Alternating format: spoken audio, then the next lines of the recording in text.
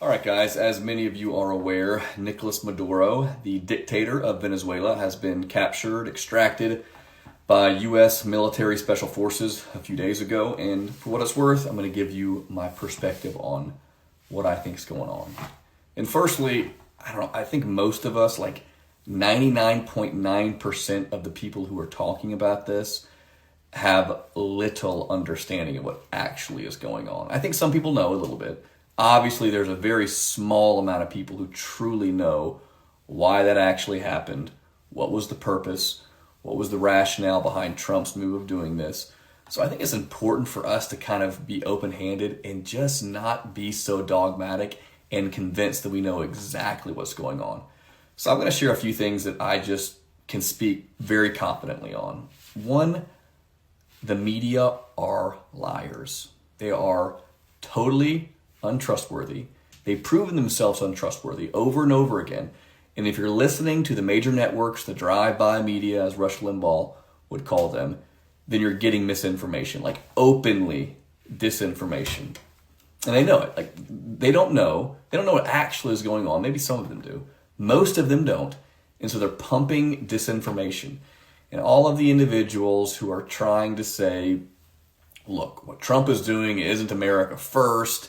You know, he's violating his oath to this doctrine. Of course, you have people on the left who, it's just laughable to me because Barack Obama, their champion, the left progressives champion Barack Obama, who ran this country into the ground, who set us on a trajectory of not just mediocrity, but of regression, of absolute regression. America was far worse under his leadership. And by the way, Obama, without congressional approval, bombed multiple countries, killed people without congressional approval, did this perpetually, actually far more than Donald Trump.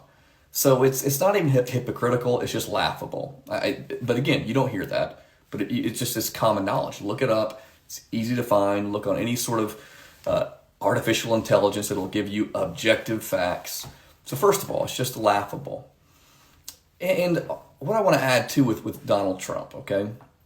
So what we know, I think it's facts right now. They special forces went out, extracted Nicolas Maduro in Venezuela. Apparently, from what we know, there have been 0 casualties.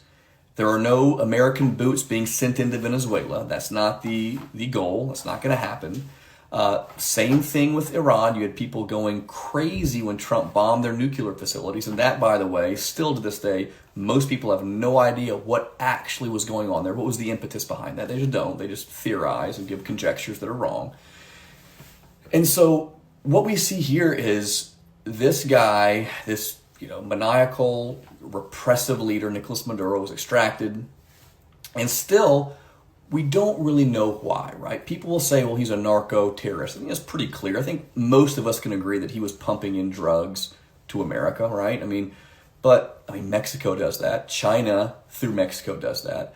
So, if that was really the rationale, we'd probably do that to multiple leaders across the world, right? The border is more secure than it ever has been under Trump. So we have to understand that.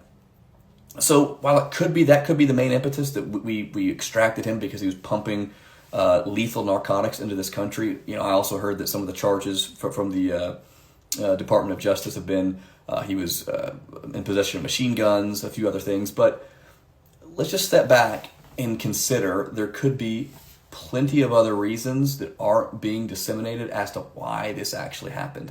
And going back to my previous point, if what people are saying, Trump wants to start another war, he's just, he's a warmonger. First and foremost, look at the pedigree the last 5 years of President Trump. It's just, it always baffles me when I hear people talk about President Trump and impugn his motives when we already have historical precedent of what he does. He's not a regime change president.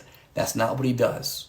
Okay? He has not gone into countries, left military personnel in there, and spent trillions and billions of dollars costing American lives. He does not do that. He stops the wars. He prevents it. He may have like a lethal kinetic strike, perhaps, that prevents something further, but that's not his doctrine. He's not a George W. Bush. He's not a Bill Clinton. He's not a Barack Obama. He's not the auto pen person who was in office previously. He's not that. Okay? That is historical. I can speak to that because we have 5 years of his presidency to go on. Okay? So understand, like, and I see some people who just, pontificate on, well, Trump's not America.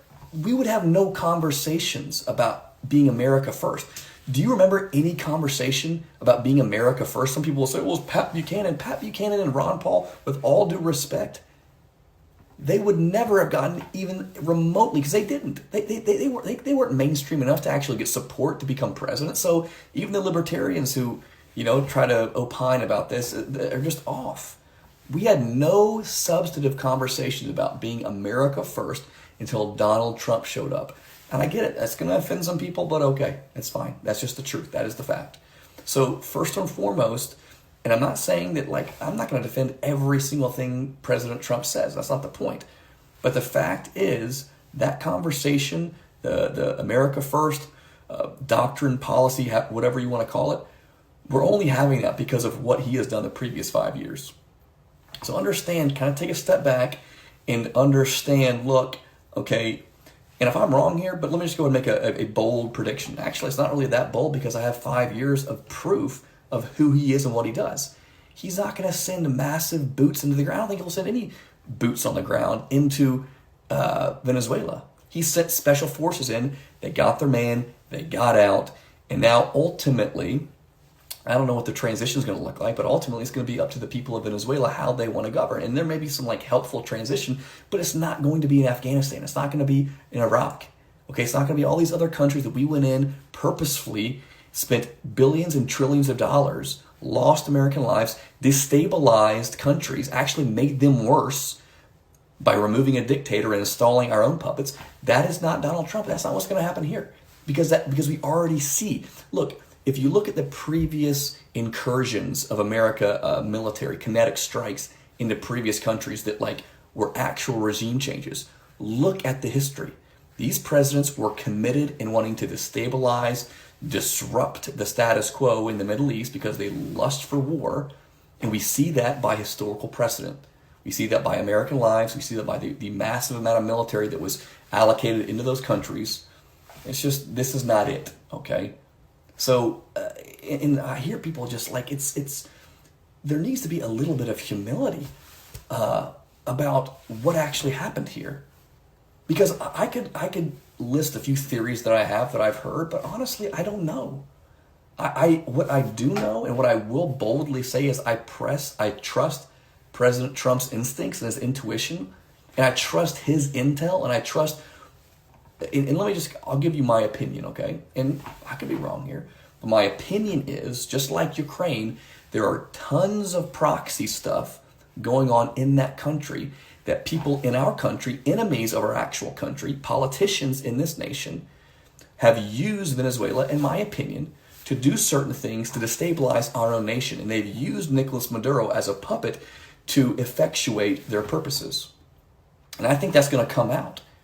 And ultimately, we know, and I think it's pretty certain about this, that other countries in the Eastern Hemisphere have violated the Monroe Doctrine that was established that prevented anyone in the Eastern Hemisphere to actually infiltrate the Western Hemisphere and do any nation building, any sort of tampering. Well, Russia, Iran, and China, from my understanding, okay, this is my limited understanding, have violated that and have tampered in Venezuela. And by the way, as I just said, I totally believe there are people in this country who have gotten, again, my opinion, have gotten paid by Venezuela, okay, and have also done things through Venezuela, again, to destabilize some of our institutions in this country.